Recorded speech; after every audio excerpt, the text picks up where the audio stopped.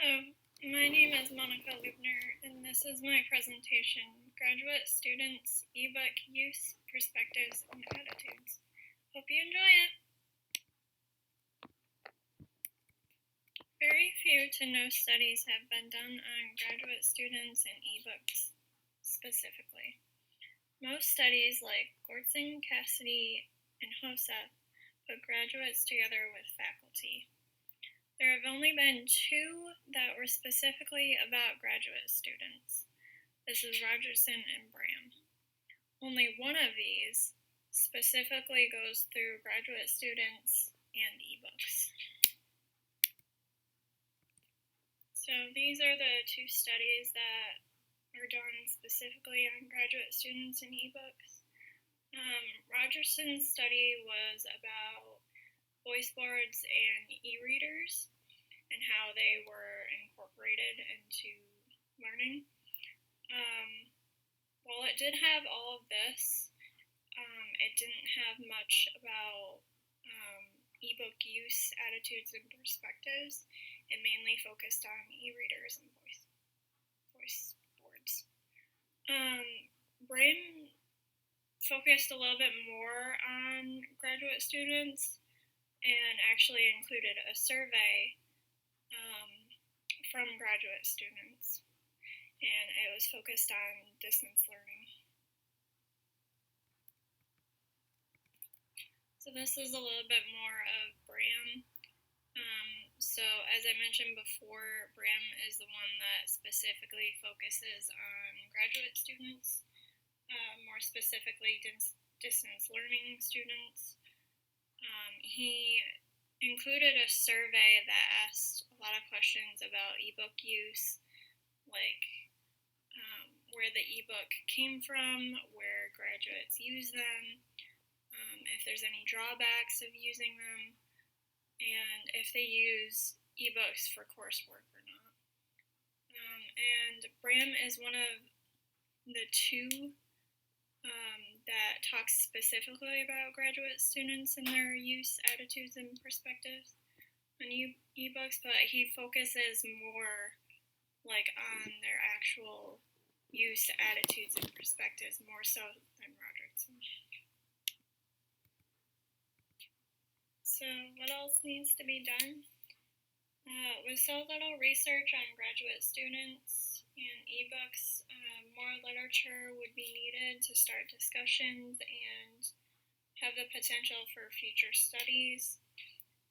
With more studies and literature, it would benefit libraries because then they could gain insight into what graduate students need and better provide for them and give them better service. Another thing that needs to be done is have a variety of different universities. This way you can see the correlation between them with differences and similarities and see what's different. So the theoretical basis for this study is that ebooks are used by many different people, but very little has been done on graduate students in ebooks, and they might actually use them differently than other groups. Graduates study differently. They have different coursework, and they have more in-depth research, so they might use it different. They need to be a part of making ebooks better, so that way libraries can help them and serve them a lot better. So this is the research aim and research questions. The aim of this study is to look at the use, attitudes, and perspectives of graduate students in ebooks. Few studies have been done on this, and the aim would be to bring forward more information about ebooks and graduate students. The research questions for this study are: what are some of the impressions graduate students have towards ebooks? What are their perspective and attitudes towards using ebooks in a graduate setting? How do graduate students use ebooks for coursework and how often? Do graduate students feel that there are drawbacks while using ebooks, and if so, what are they? So for this study, the research strategy would be a qualitative study because it is looking for more individual and personal answers more so than a quantitative study, which would be about the amount. So for this study, the sampling method will be convenience sampling because of limited resources, and it's based on what the researcher has available. So this is the data collection method and procedure. This study will go through 4 colleges, SUNY Potsdam, Clarkson University, Jefferson Community College, and St. John's University.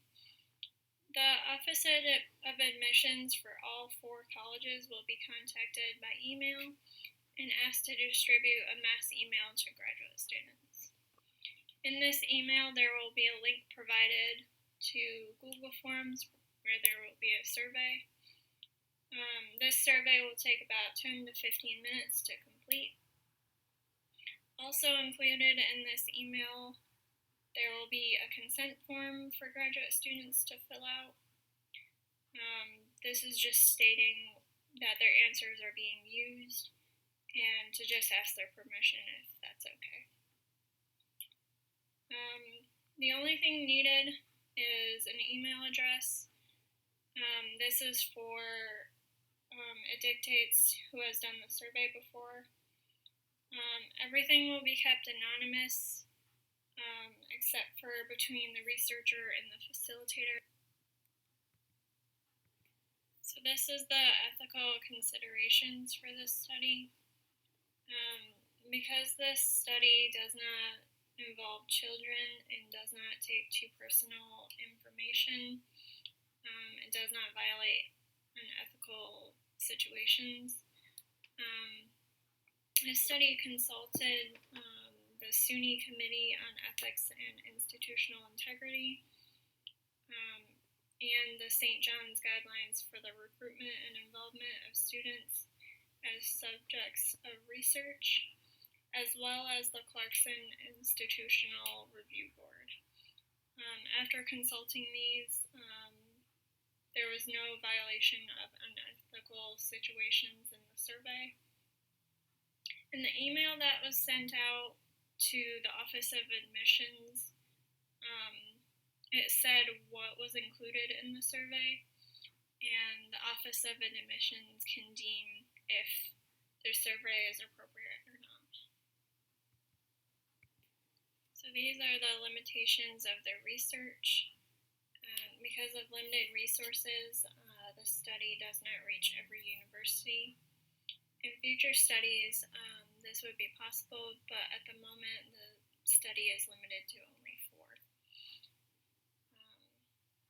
People do not always like to fill out surveys, and because of this can result in a smaller sample size.